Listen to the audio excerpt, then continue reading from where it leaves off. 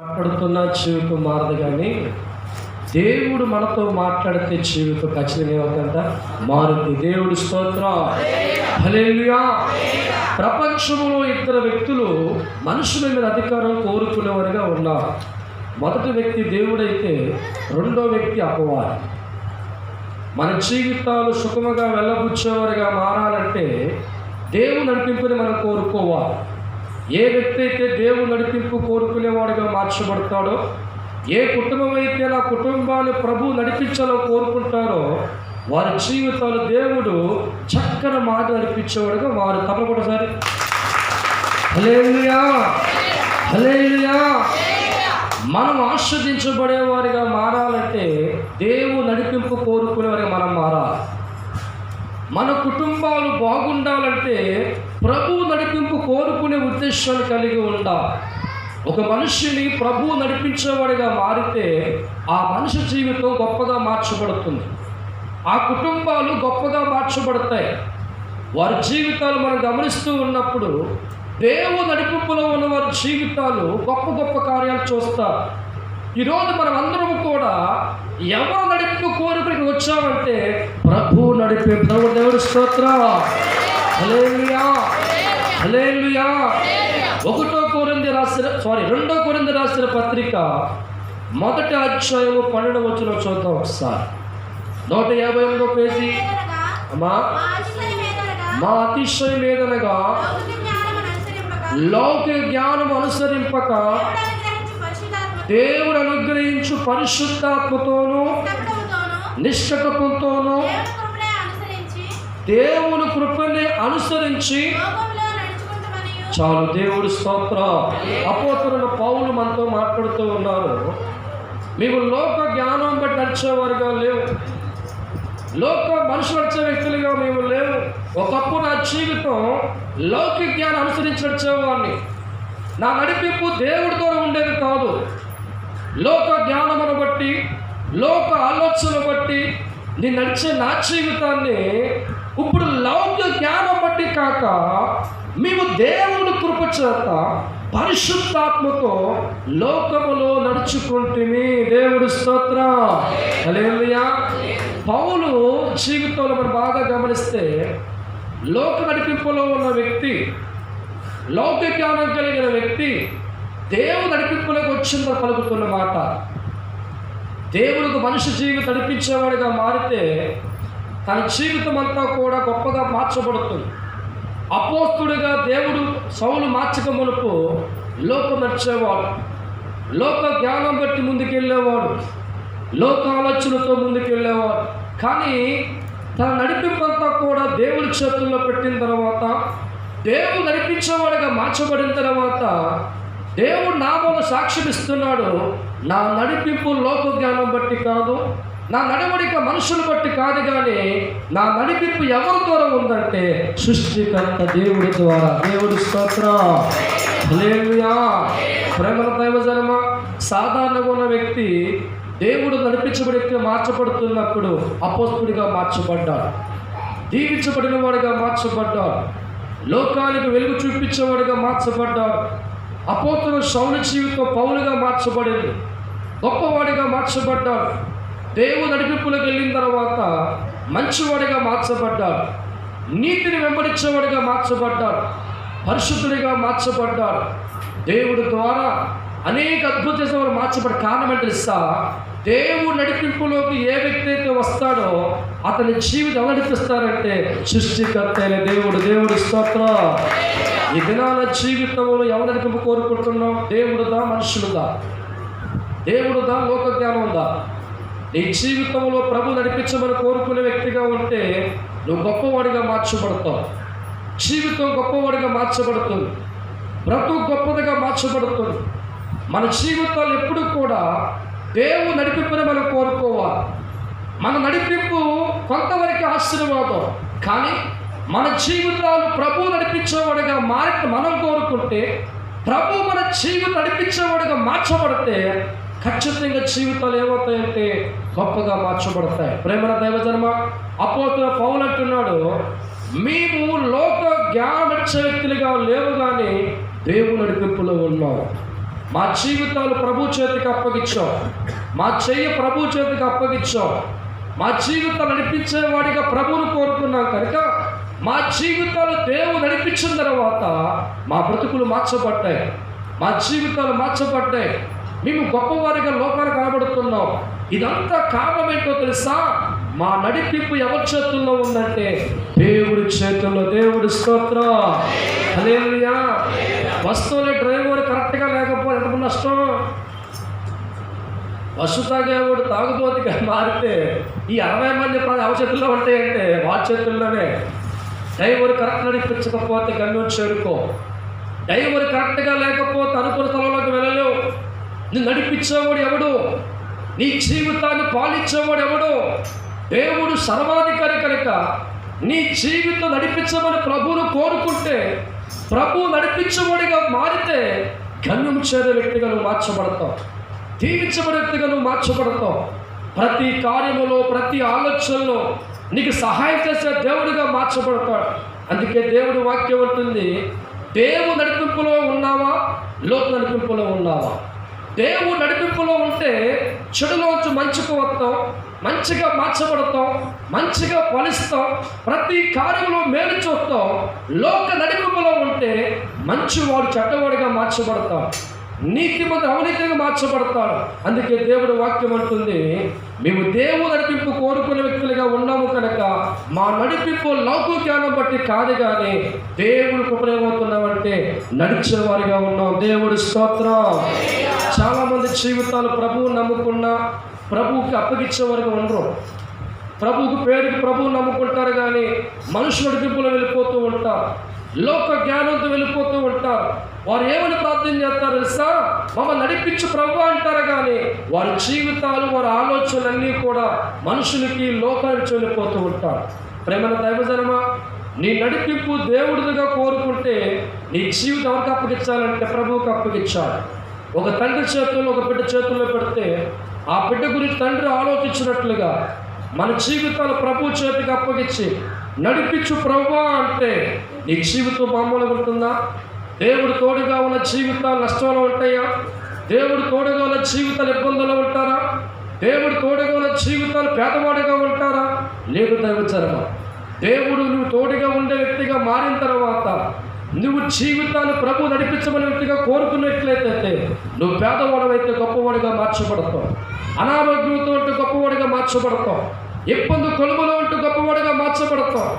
మన జీవితాలు గొప్పగా ఉండాలంటే నువ్వు దేవుడి నడిపింపు కోరుకోవాలి. దేవుడి స్తోత్రం. ఏ వ్యక్తి అయితే దేవా నన్ను నడిపించు నాయన ప్రార్థించే వ్యక్తిగా మారుతాడో వారి చేయి దేవుడు పట్టుకుంటాడు. వారి స్థితిగతుల్లో నుంచి, వారి ఇబ్బందుల్లో ప్రభు నడిపిస్తాడు. కాబట్టి దేవుడి వాక్యం అంటుంది ఇక్కడ, మేము లోక జ్ఞానమును బట్టి నడిచేవారుగా లేవు, కానీ మా నడిపింపంతా వినాలి. వాక్యం మళ్ళీ దొరకదు, విన్నాను. తర్వాత నువ్వు మాట్లాడమని నేను మాట్లాడను. దేవుడు చెప్పడు. దేవుడు మాట్లాడుతున్న వాళ్ళు జాగ్రత్త పెట్టాలి. ఏం పెట్టాలి? టీవీలో సీరియల్ వస్తే ఆపడమంటాం మనం.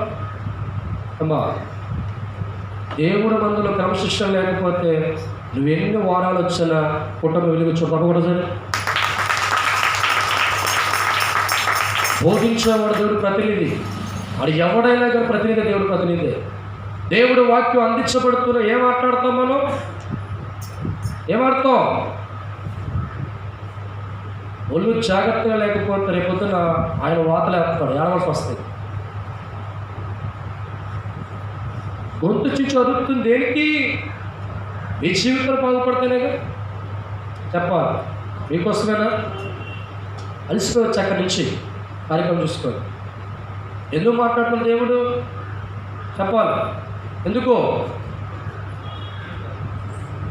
లోక నడిపింపులో ఉంటే మందిరంలో ఆట్లాడుతావు.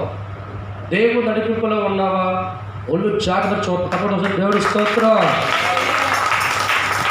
విన్నవాడిగా లేవా నీవు యేసయ్యా, చూసేవాడిగా లేవా యేసయ్యా, విన్నవాడిగా లేవా యేసయ్యా,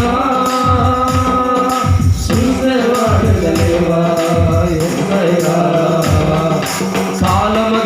కొలది దేవుడి మాట దొరకదురా, కాలం గడిచే కొలది దేవుడి మాట దొరకదురా. దేవా దేవా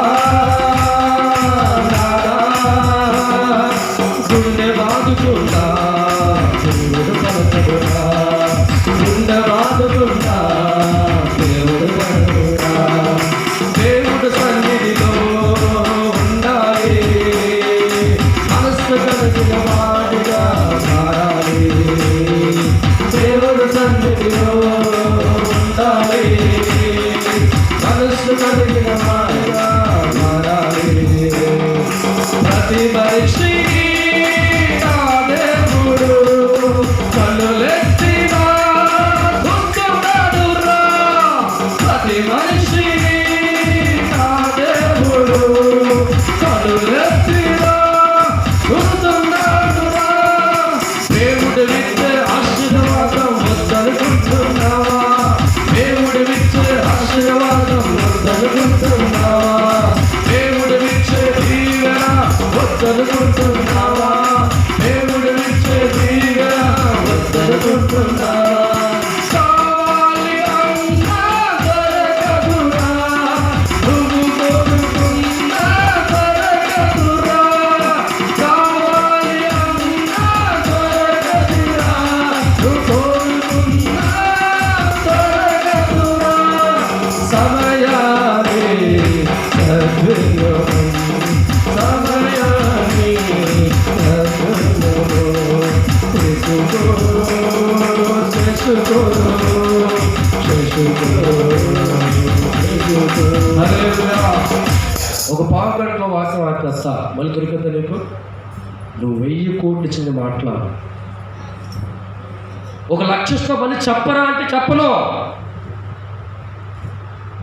ఏ సమయంలో ఏ దొరుకుద్దో దాన్ని పొందుకోవాలంటే నువ్వు తర్వాత మాట్లాడు ఫాస్ట్గా, నేనే మాట్లాడతాను, ఆ చాయిస్ కాదు.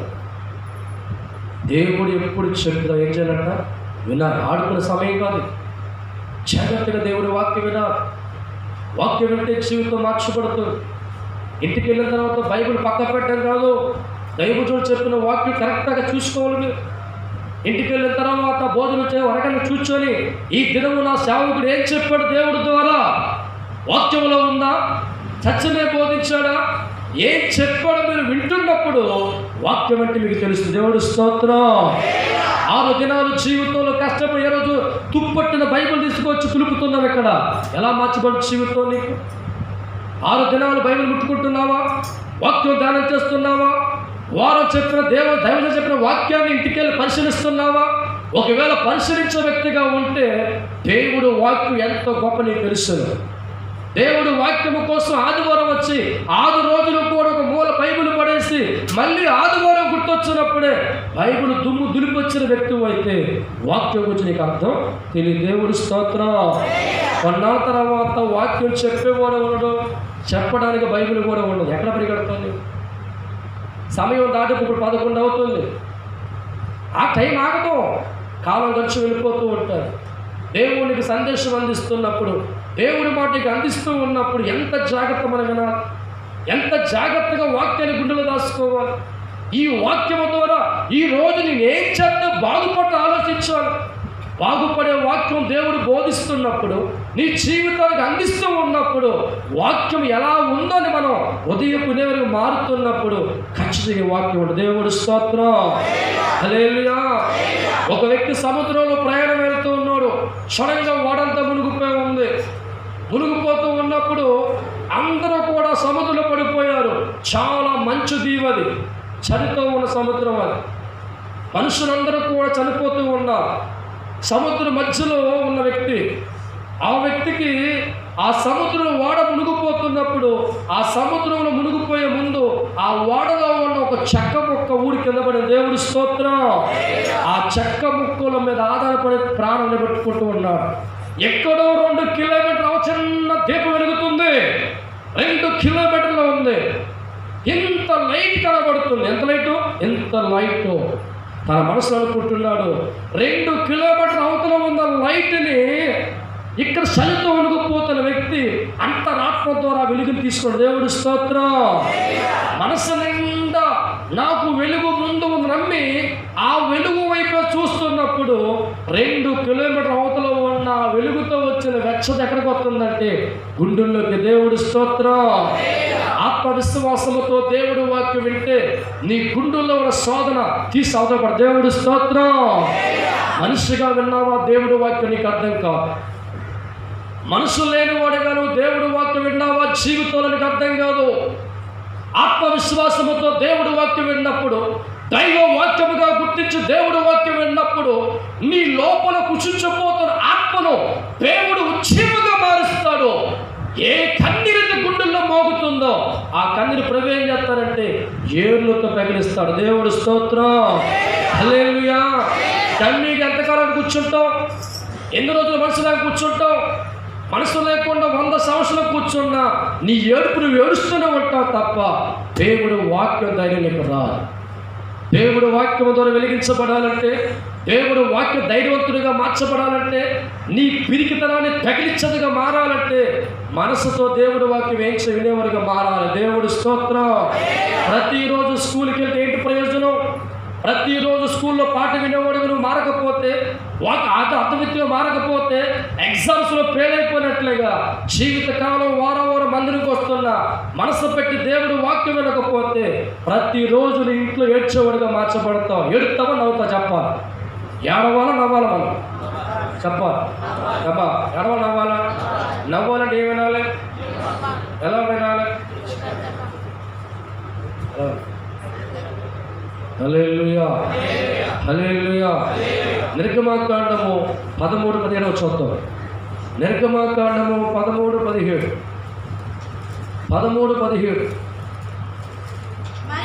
మరియు ఫరో ప్రజలు పోనీయక దేవుడి ప్రజలు చూసినప్పుడు పశ్చాత్తాపడి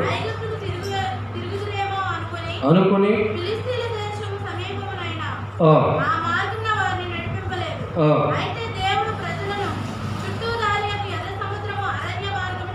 చాలు. దేవుడు స్తోత్రం. మోషే గారికి ట్రావెలింగ్ తెలియదా? ఎన్నోసార్లు ఐగుప్తులో కానాకు వచ్చిన వ్యక్తిగా ఎలా వెళ్ళాలో మోషేకి తెలుసు. ఏ మార్గంలో తక్కువ టైంతో మోషేకి తెలుసు. కానీ ఎందుకు మోషే నడిపించిన జనాల్ని? మోషేకి ఐగుప్తులో నుంచి కానానికి 2-3 తిరిగిన వ్యక్తే. ఐగుప్తులో నుంచి కానానికి ఎలగల్లో తెలిసిన వ్యక్తే. కానీ మోషే జీవిత అవచేతుల్లో ఉంటే దేవుడికి అప్పగిచ్చాడు. దేవుడు ఏది చెప్పితే దాన్ని చేసేవాడిగానే మోషే ఉన్నాడు. కాబట్టి ప్రభు అన్నాడంట, ఎర్రసభ చుట్టూరు ఏం చేయాలంట? ఆ మార్గంలో వెళ్ళాలి. దేవుడు స్తోత్రం. దేవుడు నడిపింపులో ఉన్న వ్యక్తి కేవలం దేవుడి మాటే వింటాడు. మనిషి నడిపుల్లో ఉంటే వక్రదారిలో పోతాం. దేవుడు నడిపింపులో ఉన్నావా నీ జ్ఞానం అంతా పక్క పడతావు. ఒకవేళ నీకు తెలిసి దాని గురించి మాట్లాడవు, కానీ దేవుడు ఏది నీకు చెప్పాడో ఆ మార్గం తీసుకెళ్తావు. దేవుడి స్తోత్రం. మోషే గారితో దేవుడు అన్నాడంట, నువ్వు చుట్టూ తిరుగుతున్న మార్గంలో తీసుకెళ్ళు అన్నప్పుడు మోషే దేవుని ప్రశ్నించలా. ప్రభువా, అనేక సార్లు ఈ ప్రాంతానికి వెళ్ళొచ్చాను, నాకు రోడ్డు బాగా తెలుసు, ప్లానింగ్ బాగా అనలేదు, కానీ దేవుడు చెప్పిన మాటకి లోపడి ప్రయాణమయ్యాడు. దేవుడి స్తోత్రం. హల్లెలూయా. దేవుడు చెప్పిన మాట బట్టి ముందుకెళ్ళిపోతున్నాడు. ఏమంటొచ్చింది? ఎర్ర సముద్రం. ఎర్ర సముద్రం రాగానే ప్రజలు అన్నారు, నీకు తెలిసిన మార్గం విడిచిపెట్టి నడిపించావు వెళ్ళి, నీకు అనేక సార్లు నువ్వు మార్గంలో వచ్చావు, ఐగుప్తు దేశంలో నువ్వు పెరిగిన వాడివి, కానానికి వచ్చి బ్రతికిన వాడివి, అనేక సందర్భంలో నువ్వు ప్రయాణం అవుతున్న వ్యక్తివి, ఈ మార్గం నీకు తెలుసుకొని ఎందుకు నడిపించలేదంటే మోషే అంటాడు, నాకు ఎంత మాట తెలిసినా ఐగుప్తులో ఉన్నప్పుడు లోకకే వచ్చాను, దేవుడి వద్దకు వచ్చాకే వచ్చానంటే దేవుడి జ్ఞానం బట్టి. దేవుడి స్తోత్రం. హల్లెలూయా. దేవుడు నడిపించే మార్గంలో వెళ్ళిపోతూ ఉన్నప్పుడు ఆ మార్గంలో ఏమడ్డొచ్చిందంటే ఎర్ర సముద్రం అడ్డొచ్చింది. ఎర్ర సముద్రం రాగానే ప్రజలందరూ మోషేతో అంటూ ఉన్నారు, నీకు అన్నీ తెలుసు అనుకున్నాం, కానీ ఎక్కడ తీసుకొచ్చామంటే ఎర్ర సముద్రంలో. ప్రేమ దైవ జన్మ దేవుడు నడిపింపులో ఉన్న ఏ వ్యక్తి కూడా దేవుడు ఏ అది చేసేవాడిని మార్చబడతాడు. మారు మాట చెప్పడు, లోకంగా ఉపయోగించడు, తెలివితేటలు వాట కానీ దేవుడు చెప్పింది చేసుకుంటూ వెళ్ళిపో. అందుకే మోషే దేవుడు ముఖాముఖి మాట్లాడాడు. నీతో దేవుడు మాట్లాడాలంటే నువ్వు ఎలా తెలుసా? దేవుడికి పరిపూర్ణ అధికారం ఇచ్చి నీ జ్ఞానమంతా పక్క పెట్టి దేవుడు చెప్పి చేసినప్పుడే దైవ దర్శనం పొందుకుంటావు, దేవుడి మాట పొందుకుంటావు, దేవుడితో వాడబడతావు. దేవుడు వాక్యం ఉంటుంది, 40 సంవత్సరాలు తిరిగే ప్రయత్నంలో దేవుడు అప్పగించిన దేవుడు మాటను బట్టి, దేవుడి విధానం బట్టి మోషే నడుచుకుంటూ వెళ్ళిపోతున్నప్పుడు ఎర్ర సముద్రం వచ్చింది. ఎర్ర సముద్రం ప్రజలందరూ అంటూ ఉన్నారు, మోషే వ్యతిరేకంగా మాట్లాడుతున్నప్పుడు దేవుడు అన్నాడు, మోషే నీ ద్వారా నేను మహిమ పొందుకునే విధానంలో ఉన్నాను కాబట్టి ఎర్ర సముద్రం ఏం చేయాలంటే 2 పాయలుగా చెయ్యి. దేవుడు స్తోత్రం. మోషే చేయమని దేవుడు చేస్తాడు. ఎవరు చేయమన్నాడు? దేవుడికి లోబడే వ్యక్తిగా ఉంటే నీ ద్వారా దేవుడు ఏం చేస్తాడంటే అద్భుతమైన కార్యాలు. దేవుడి స్తోత్రం. దేవుడు ట్రాక్లో నువ్వు ఉంటే, దేవుడు మాటకు లోపడే వ్యక్తిగా నువ్వు ఉంటే, దేవుడు చెప్పిందే చేసేవాడిగా ఉంటే నీ ద్వారా అద్భుతాలు దేవుడు చేయిస్తాడు. నీ ద్వారా దేవుడి కార్యాలు చేయిస్తాడు. నీ ద్వారా నీ కుటుంబానికి మంచి చేస్తాడు. నీ ద్వారా అనేకమైన మేలు దేవుడు నీ ద్వారా చేయిస్తాడు. దేవుడి స్తోత్రం.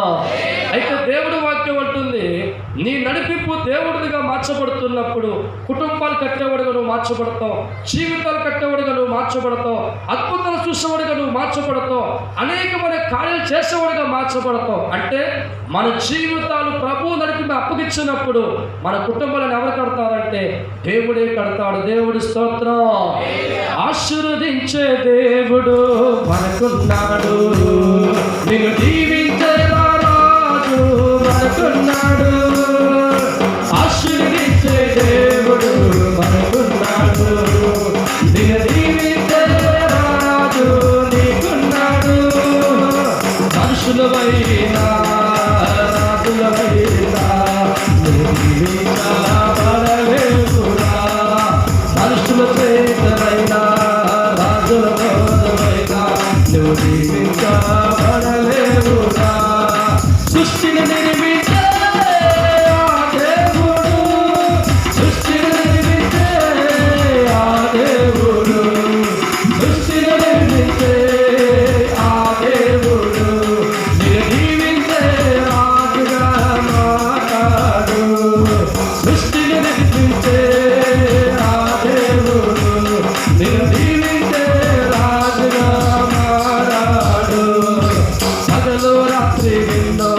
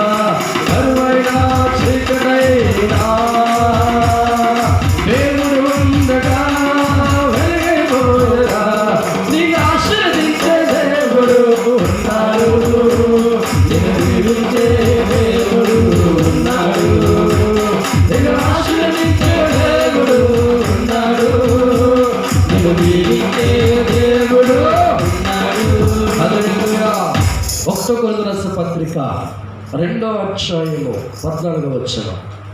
2:14 వచనం చదవాలి.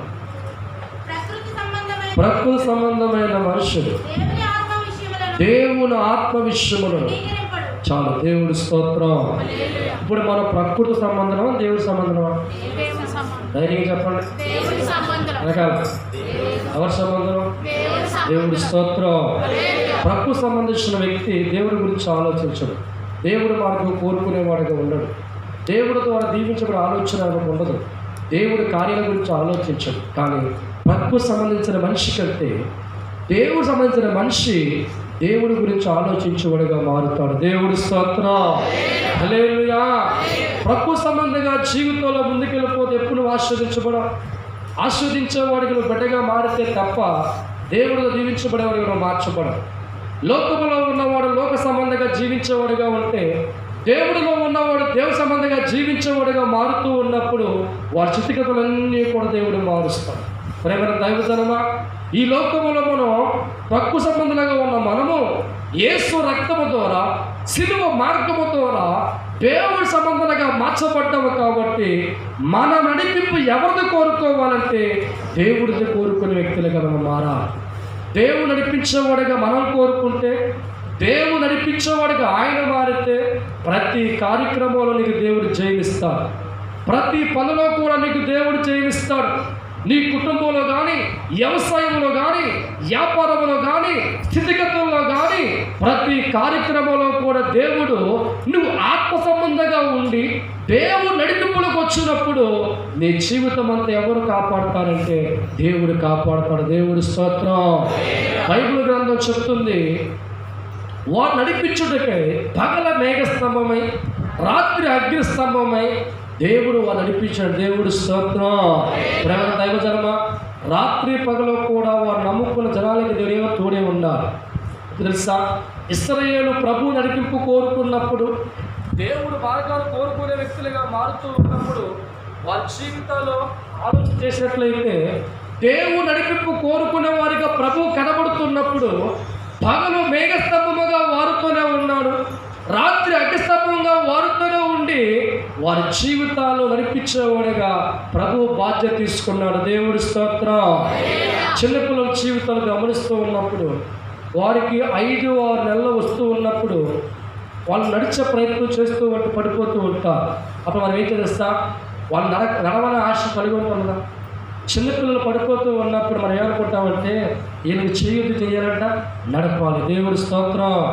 నడిపించే ప్రయత్నం మనం చేస్తున్నా ఏమవుతారు, పడిపోతూ ఉంటారు. పడిపోయి ఏం చేస్తే నడిపించే ప్రయత్నం చేస్తూ ఉంటాం. మన జీవితంలో కూడా మన చిన్నపిల్లలుగా దేవుళ్ళలో ఉన్నప్పుడు చిన్న చిన్న సమస్యలు బట్టి పడిపోతూ ఉన్నప్పుడు మనం దేవుడి మీద ఆధారపడే వ్యక్తులుగా మారుతూ ఉన్నప్పుడు మన చెయ్యి ప్రభు పట్టుకుంటే నడిపించే ప్రయత్నం చేస్తాడు. దేవుడి స్తోత్రం. వాడు నడుస్తూ ముందుకు వెళ్ళిపోయినప్పుడు పడగానే ఏం చేస్తారంటే ఏడవ మొదలు పెడతాడు. ఏంటమ్మా, పడగానే ఏం చేస్తారంట, కైమని ఎడుపుతాడు. ఆయన ఏం చేస్తావు తెలుసా, శంకలు వేసుకుని బుజ్జికెత్తావు. దేవుడి స్తోత్రం. వాడు ఊరుకునే నడిపిస్తావు, మళ్ళీ పడతాను, ఏం చేస్తావు, మళ్ళీ ఎత్తుకుంటావు. నీ ఆశ తెలుసా, నా బిడ్డ తన కాలుతో నడవాలి. హల్లెలూయా. నడిపించే మనసును కలిగి ఉన్నప్పుడు నీ వద్దకి వచ్చేవాడుగా నువ్వు మారినప్పుడే కదా నడుస్తావు. పిల్లలు అడగ నేర్చుకొని మారాడంటే తండ్రి సపోర్ట్ కావాలి. మన జీవితంలో గొప్పవారిగా మార్చబడాలంటే దేవుడి సపోర్ట్ కావాలి. మన కుటుంబంలో బాగుండాలంటే దేవుడి సపోర్ట్ కావాలి. మన ప్రతి కార్యములో జయించేవారిగా దేవుడి సపోర్ట్ కావాలి.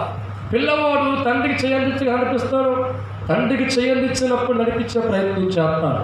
నడిపించమని తన చేతులతో చాపుతూ ఉంటాడు. అలా చూసినప్పుడు ఆ చేయిలు పట్టు నడిపించే ప్రయత్నం చేస్తే కొద్ది రోజు నడిపించిన తర్వాత నడిచేవాడిగా మార్చబడతాడు. ఈరోజు మన దేవుడి వాక్యం అంటుంది, పగల మేఘస్తంభంగా ఉండి దేవుడు నడిపించాడంట, రాత్రి అగ్నిస్తంభం నడిపించాడంట. కారణం అంటే తెలుసా, ఆనాడు ఉన్న ప్రజలు దేవుడు నడిపింపు కోరుకున్నారు కనుక వారికి ఎవరున్నారంట, దేవుడి స్తోత్రం. ఈరోజు నువ్వు కూడా దేవుని కోరుకునే వ్యక్తిగా మారా.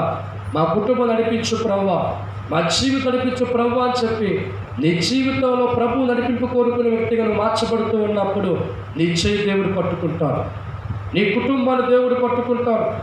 దేవుడు చేయి పట్టుకుంటే మారిన కుటుంబాలు ఏమున్నాయి? దేవుడు చేయి పట్టుకుంటే స్థితిగతులు మారడం ఏమున్నాయి? ఒక మనిషిని దేవుడు పట్టుకునేవాడిగా మార్చబడితే సమస్తం దేవుడు మార్చుకొచ్చేస్తాడు. విలువలేని జీవితం విలువించేవాడిగా మార్చబడతాడు. దేవుడు తన చేయి పట్టుకునేవాడి జీవితాలు మనం గమనిస్తే ఏ వ్యక్తి కూడా మామూలు స్థాయిలో ఉండరు, పెద్ద స్థాయిలోకి వెళ్ళిపోతూ ఉంటారు. గొప్పవారిగా మార్చబడుతుంటారు, పేరు కలిగిన వారిగా మార్చబడుతూ ఉంటారు.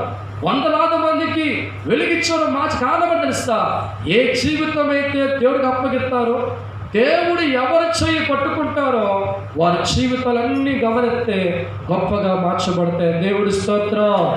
అందుకే దేవుడు వాక్యం అంటుంది, నీ నడిపింపు ఎవరిది? మనుషులతో నడుస్తున్నావా, లోక జ్ఞానం బట్టి నడుస్తున్నావా, లేదా దేవుని బట్టి నడుస్తున్నావా? అంటే మన దేవుని బట్టి నడవాలి. మన జీవితాలు ప్రభు బట్టి నడవాలి. మన ప్రభు బట్టి నడిచే వ్యక్తులుగా మారుతూ ఉన్నప్పుడు, మన చెయ్యి దేవుడు పట్టుకున్నప్పుడు మన జీవితాలు మార్చబడతాయి, మన కుటుంబాలు మార్చబడతాయి, మన బాధలు తొలగించబడతాయి, మన ఇబ్బందులు కొట్టువేయబడతాయి. ప్రతి కార్యంలో మనం ఏం చూస్తామంటే దీవునికరంగా మార్చబడతాం. దేవుడి స్తోత్రం. కాబట్టి దినాన్న మన నడిపింపు జాగ్రత్త కనిపెట్టకపోతే చివరి మనకి ఏం మిగులుతుందంటే ముగింపు మిగులుతుంది. మనం నడుస్తున్న మార్గం కరెక్టేనా? నేను దేవుడికి అవకాశం ఇచ్చానా? నా నడిపింపు దేవుడిదిగా ఉందా, లేదా మనుషులు నడిపిస్తున్నారా?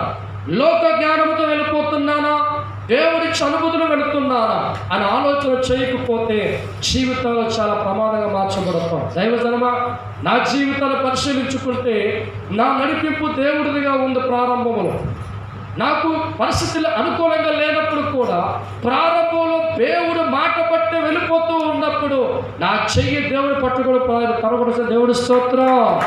హల్లెలూయా. నా నడిపింపు దేవుడిది. లోక జ్ఞానంతో నేను మాట్లాడను కానీ దైవ జ్ఞానంతో మాట్లాడతాను. నడిపింపు దేవుడిదైతే దైవ జ్ఞానపడతాం. నడిపింపు దేవుడిదైతే ప్రజల సన్మానం నడిపిస్తాం. నడిపింపు దేవుడిదైతే మనుషులందరినీ కూడా మంచి నడిపించే ప్రయత్నం దైవజనుడు చేస్తాడు. దేవుడి స్తోత్రం. దేవుడు వాక్యం అంటుంది, తను ప్రేమించేవాడు దేవుడు ఏం చేస్తారంట అమ్మా? గద్దెత్తాడు. హల్లెలూయా, హల్లెలూయా, హల్లెలూయా. గద్దింపు నీకు కావాలిరా, ప్రేమించే గద్దింపు కావాలిరా, గద్దింపు నీకు కావాలిరా, ప్రేమించే గద్దింపు కావాలిరా. నీ బతుకులు విధించే దేవుడి గద్దింపు, నీ జీవితము మార్చే దేవుడి గద్దింపు, నీ బతుకులు వెలిగించే దేవుడి గద్దింపు, నీ జీవితము మార్చే దేవుడి గద్దింపు. గద్దింపు నీకు కావాలిరా, నీ గద్దింపు నీకు కావాలిరా. దేవుడు ప్రేమించే తన బిడ్డలు, దేవుడు ప్రేమించే తన బిడ్డలు గొప్పవారిగా కావాలని, గొప్పవారిగా కావాలని గద్దింపే బ్రతుకును, గద్దింపే బ్రతుకును. మార్చెనురా నీ జీవితం, మాకు చెందెను నీ జీవితం. మార్చెనురా నీ జీవితం, మాకు చెందెను నీ జీవితం. గద్దింపు కావాలిరా. హల్లెలూయా. కడుపులో పుట్టిన బిడ్డలు అప్పుడే పాకుతూ ఉన్నప్పుడు వాళ్ళు మట్టి బిడ్డలు తింటూ ఉంటే అమ్మ ఏమంటుంది? ఆహా, బాగా తినమంటదా? చెప్పాలి, చెప్పాలి, చెప్పాలి, చెప్పాలి. మట్టి బిడ్డలు తింటూ ఉన్నప్పుడు గట్టి చలకలాగుతాం. ఎందుకు తెలుసా? ఆ మట్టి వల్ల నా బిడ్డకి అనారోగ్యం రాకూడదు. తప్పకుండా వస్తారు. హల్లెలూయా. వాక్యమైన దేవుడు జీవితాల్లో ఎందుకు తెలుసా? నువ్వు బ్రతకాలి, దేవుడు ఆశీర్వదించబడాలి, ప్రభు చేత గొప్పవాడిగా మార్చబడాలని ఒక గెంతు మన జీవితంలో వస్తున్నప్పుడు ఎగిరి గెంతులు వేయాలి. దేవుడి స్తోత్రం. ఎందుకు తెలుసా? గద్దింపు వాళ్ళను గొప్పవాడిగా మార్చబడతావు. దేవుడి స్తోత్రం. ఒక విషయం చెప్పి ముగించేస్తాను. చిన్నప్పుడు సందర్భం కాదు, మీకు అర్థం చెప్తాను. దేవుడి స్తోత్రం. చిన్న వయసులో ఉన్నప్పుడు మా అన్నయ్య గారు, నేను, మా చెల్లి గారు ముగ్గురు ఉన్నాం. హల్లెలూయా. చాలా మురికి వాటర్తో ఉంది కాలువ. మోకాళ్ళ దాకా నీళ్ళున్నాయి. అందులో మిడతలు ఆడుతున్నాయి, అందులో చేపలు ఆడుతున్నాయి, ఎంత పురుగులు ఆడుతున్నాయి. మాకు అది చెడ్డ వాటర్ అని తెలియదు. దానివల్ల అనారోగ్యం అవుతుంది మాకు తెలియదు. మా దృష్టిలో అనుకోండి ఇది వాటర్ అనుకుంటున్నాం, కానీ అందులో మిడతలు, దోమలు, పురుగులు, చిన్న చేపలన్నీ ఉన్నాయి. నేను, మా అన్నయ్య గారు, చెల్లి గారు వెళ్ళి ప్రతిరోజు ఆ మురికి వాటర్లో తాను ఆడుతూనే ఉన్నాం. దేవుడి స్తోత్రం. మేమేమనుకున్నా తెలుసా? ఇది వాటరే. మంచి వాటర్ చెడ్డ రెండు ఉంటాయి లోకంలో. మీరు చెడ్డదాన్ని కూడా ఏమనుకున్నామంటే మాకు తెలియక ఇది మంచి వాటర్ అనుకొని ఇట్లా మునుగుతూనే ఉన్నాం, తలనిండా చేసుకుంటున్నాం. ఒక భయం మాకు ఉంది, మా నాన్నగారు అంటే భయం. మా నాన్నగారు చూస్తే కొడతారని చెప్పి మా నాన్నగారు టైం మైండ్లో పెట్టుకుంటాం. హల్లెలూయా. ఏ టైంకి భోజనం మొత్తం తెలిసిపోయింది మాకు. ఈ భోజనం వచ్చే లోపు మునిగేస్తాం. ఏదమ్మా చెడ్డ వాటర్ తెలియక మా నాన్నగారు మోసం చేసే ప్రయత్నం మేము చేస్తున్నాం. మేము ప్రతిరోజు కూడా ఆ వాటర్లోకి వెళ్ళి అరగంట సేపు మునిగి వచ్చి శుభ్రంగా అమాయకులు ఇట్లా కూర్చునేవారు. మా నాన్నగారు అనుకునేవారు, ఆహా ఎంత బుద్ధిమంతుడేవా, అమ్మా నోట్లో ఏరెట్లా కొరకర్రా. దేవుడి స్తోత్రం. మా నాన్నగారు పై రూపు అనుకుంటూ ఉన్నారు, చాలా బుద్ధిమంతులుగా బిడ్డలో ఉన్నారు అని అనుకుంటున్నారు. మేము కనీసం 20 రోజుల పాటు ఏం చేసామంటే అలా వెళ్ళగా ఏం చేసారు, వెళ్ళి మునుగుతూ అదే ఆనందం అనుకున్నాం. దేవుడి స్తోత్రం. ఎవరో చెప్పారంట మీ పిల్లలు దాదాపు 20 రోజుల నుంచి ఆ బురదలో మునుగుతున్నారు, సడన్గా కాలువతి ఏంటి ఫస్ట్. దేవుడి స్తోత్రం. మేము టైం చూసుకున్నాం, ఓకే మా నాన్న వెళ్ళిపోయాడు, మా నాన్నగారు వెళ్ళిపోయారు కాబట్టి ఆనందమే ఆనందం. దేవుడి స్తోత్రం. నేను వెనక చూస్తాలా మునిగిడే మునుగుడు. కరెక్ట్గా ఒక అరగంట తర్వాత చూసా కట్టుగా ఎవరు కనబడుతుంటారు. బెత్తనిచ్చాను. కర్ర చాలా బాగుంది, మామూలు కర్ర ఏదో ఎదురుకరాదు, ఎంత బాగుంది చూసా. మన ఆయన దేవుడి స్తోత్రం. ఈయన అప్పుడు ఎర్రగా చూస్తున్నాడు. మా ఆయన చెప్తాడు ఇంకా మునిగేస్తాడు. దేవుడి స్తోత్రం. ఒరే చూడరా దగ్గర పడింది మనకంటాడు. ఎండే అసలే జలకాల్లో ఉందని ఇంకా మునుగుతున్నా. అప్పుడు చూసాడు, అని ఉండిపోయాడు. మా చెల్లి గారు చూడాల, మా చెల్లి ఇంకా మునుగుతుంది. మేమిద్దరు మమ్మల్ని చూసింది ఫస్ట్, మమ్మల్ని చూసిన తర్వాత ఆమెను చూసింది. పైకి వస్తే బాగా చేస్తాడు, కింద ఉంటేనేమో కుట్టాను తోమల లోపల. మెల్లిగా లైన్లో వచ్చాం, అప్పుడు కొట్టాడండి ఒక దెబ్బ. దేవుడి స్తోత్రం. నా బిడ్డ చావన కొట్టలేదు, కానీ ఈ మురికి వాళ్ళ బిడ్డ హాని కలగకూడదు. దేవుడి స్తోత్రం. ప్రేమతో కొట్టిన దెబ్బ ఇప్పటికీ మచ్చ, ఎందుకంటే మేము మార్చబడ్డాం. హల్లెలూయా. నా బిడ్డలు ప్రమాదం కొట్టుకుపోతారేమో, ఫుల్గా వాటర్ వస్తే మునిగిపోతారేమో, ఈ మురికి వాటర్లో మునిగితే ఏ అనారోగ్యం వస్తుందని బాధతో కొట్టిన దెబ్బ మేము చావాలని కాదు, కానీ నా బిడ్డలు తప్పు చేయకుండా ఉంటే బాగుపడదు. దేవుడి స్తోత్రం. 22 సంవత్సరాల క్రితం కొట్టిన దెబ్బకే ఇంకెప్పుడు కాళ్ళ మునగల. ఈరోజు దేవుడు నీతో మాట్లాడాడు, బాధపడ మాకు, ఎందుకంటే నిన్ను దేవుడు ప్రేమిస్తున్నాడు. ప్రేమించాడు కాబట్టి మనతో దేవుడు మాట్లాడాడు. ఎవరు దేవుడు ప్రేమిస్తాడో వారిని దేవుడు వాక్యంతో మాట్లాడతాడు, వాక్యంలో బలపరుస్తాడు, వాక్యం ద్వారా ప్రేమిస్తాడు. ఎందుకో తెలుసా? తన బిడ్డలుగా నువ్వు గొప్పవాడిగా ఉంటా. సంతోషపడదాం. దేవుడి వాక్యం దీవించను కాక. కళ్ళ ఉంచుకొచ్చిన ప్రార్థన చేసుకొని పాల్గొన్నాం. మహాపరిశుద్ధుడైన తండ్రి, నీ వాక్యం ద్వారా మాట్లాడుతున్నావు. లోకములో ఇద్దరు వ్యక్తులు నడిపించని కోరికతో పరిగెడుతున్నారు చెప్పావు తండ్రి. ఒకరు దేవుడిగా నీవుంటే, ఒకరు అపవాదిగా ఉన్నా. దేవుడు నడిపింపు చెడ్డవాడిని మంచివాడిగా మారుస్తుంది. దేవుడు నడిపింపు నీతిమంతుడిగా మారుస్తుంది. దేవుడు నడిపింపు పరిశుద్ధుడిగా మారుస్తుంది. దేవుడు నడిపింపు ఆశీర్వాద కారణమవుతుంది. అపవాద నడిపింపు మంచివాడిని చెడ్డవాడిగా మారుస్తుంది, నీతిమంతుని అవినీతిమంతుడిగా మారుస్తుంది. ప్రభువా, నీ నడిపింపులో మేము అందరం ఉన్నామయ్యా. నీ నడిపింపులో ఉన్నాము కాబట్టే ఈ స్థలములో ఉన్నాము తండ్రి. నా తండ్రి, ఆనాడు పగలు మేఘస్తంభమే, రాత్రి అగ్నిస్తంభమే ఇశ్రాయేలుకి దగ్గరగా సమీపించినట్లుగా ఈ దిన మనందరికి దగ్గరగా ఉన్నావు తండ్రి. మేము నడిపింపు కోరుకుని వచ్చామయ్యా. ఇక్కడ వచ్చిన ప్రతి బిడ్డ నీ నడిపింపుతోనే ఉన్నారు తండ్రి.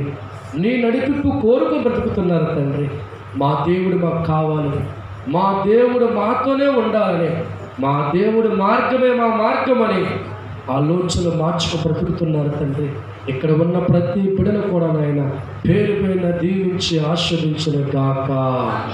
యేసు రక్తమే ఇచ్చారు, సిలువ రక్తమే ఇచ్చారు, అపవాదికి నాశనం కలుగును గాక. తండ్రి ప్రేమ, క్రీస్తు కృప, పరిశుద్ధాత్మ అందరూ సదాకాలం తోడే నిలిచును గాక. హల్లెలూయా. అందరినీ ప్రభు దీవించును గాక.